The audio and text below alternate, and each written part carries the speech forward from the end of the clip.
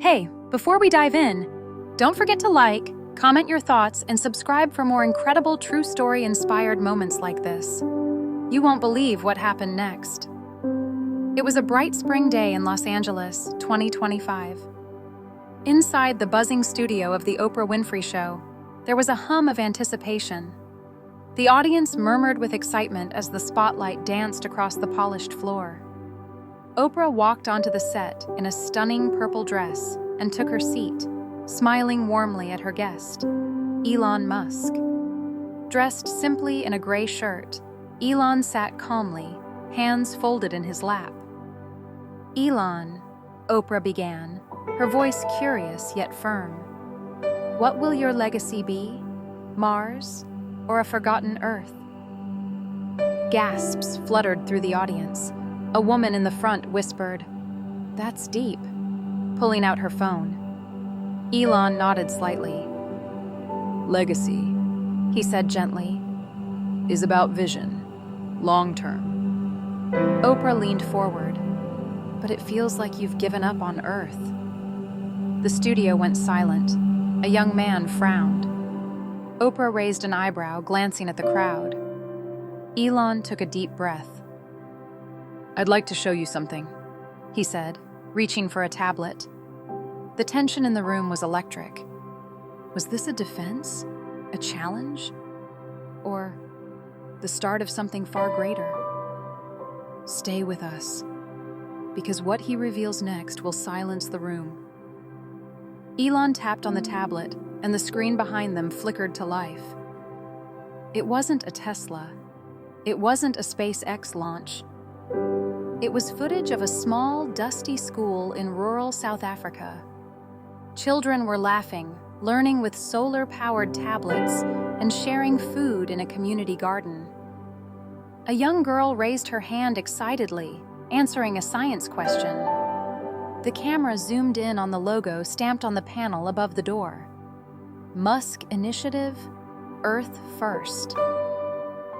The audience went silent. "I've funded over 200 of these schools in underdeveloped areas," Elon said, voice calm. "Not to make headlines, but because access to knowledge changes everything." Oprah blinked. "You never mentioned this in public." "Because legacy doesn't need applause," he replied. "It needs impact." The crowd leaned in. A woman wiped her eye. Even Oprah looked moved.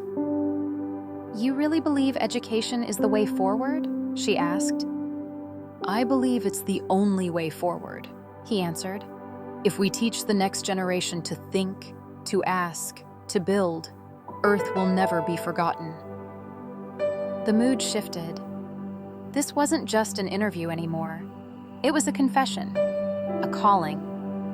By the way, if you're as surprised as we are, hit that like button and share your thoughts in the comments. What does legacy mean to you? Right after the segment aired, the internet exploded. PR stunt. Damage control. Elon's playing the long game again. News anchors debated his motives. Analysts on Twitter typed furiously. Even some activists accused him of using education as a distraction from space privilege. Backstage, Elon sat quietly in the green room. He wasn't scrolling. He wasn't reacting. His longtime assistant, Maria, early 50s, calm presence, silver-streaked hair, walked in with a phone in her hand. "Elon, they're going hard." He nodded. "They always do." "You okay?" He looked up. "If they doubt me, good. At least they're thinking." Meanwhile, Oprah was meeting with her producers. One of them whispered, "Was that real? Did we just watch a shift?" Oprah didn't respond at first. Then she said, "I think we just saw the first time Elon Musk opened up, and people don't know how to process it." Outside the studio, a protester held up a sign, "Fix Earth before you flee it." Ironically, that's exactly what he was trying to do. But the battle for legacy wasn't over. Quick pause. Comment below if you think someone like Elon Musk deserves more credit, or if skepticism is necessary. We read every comment. 3 days later, Elon walked into a small press conference room in San Diego. No flashy stage, no journalists, just 20 high school students from underserved neighborhoods, and a whiteboard. "Why are you here?" one kid asked, crossing his arms. "To listen," Elon replied. He sat on the edge of the desk, not behind it. They talked about poverty, about technology, about feeling left behind. Elon didn't interrupt. He just nodded, sometimes closing his eyes like he was downloading every word. Then a girl named Liana, no older than 16, raised her hand. "You're building rockets. That's cool. But my mom works 2 jobs and still can't afford Wi-Fi at home.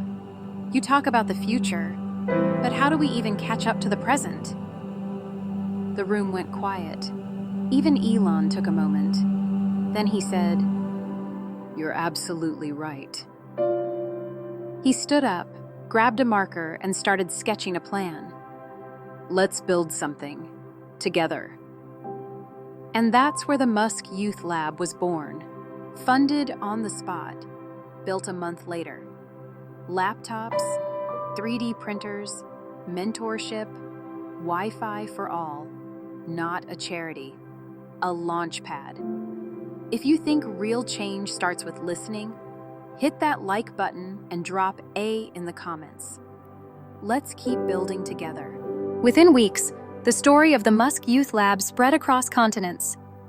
First, a clip of Liana's question and Elon's answer went viral. Then came waves of support. Tech firms, educators, even celebrities donated hardware and time. In Ghana, a startup founder tweeted, "We just launched our own youth lab thanks to the Musk model. It works." In South Korea, a robotics teacher shared, "My students now believe they can build rockets too." In Brazil, kids used Musk Lab tools to create a water purification system for their village. Oprah invited Elon back. This time, she opened with a different tone. "Last time, I asked about your legacy," she smiled. "This time, I think I've seen it." The crowd stood up before Elon even said a word. He walked on stage, clearly surprised by the standing ovation. His voice, usually steady, cracked slightly. "I thought legacy meant innovation," he said, "but now I know it's about inspiration." And just when the applause peaked, Liana walked on stage holding a small robot her team had built. She handed it to him. "This is our thank you," she said. Elon held it in both hands like it was made of glass. If this story moved you, please share it. Comment what you would build if given the chance. And don't forget to subscribe. There's more to come. Weeks after the second Oprah interview, Elon was invited to speak at the United Nations Youth Summit in Geneva. The theme? Rebuilding Tomorrow. But when it was his turn to speak, he didn't walk to the stage alone.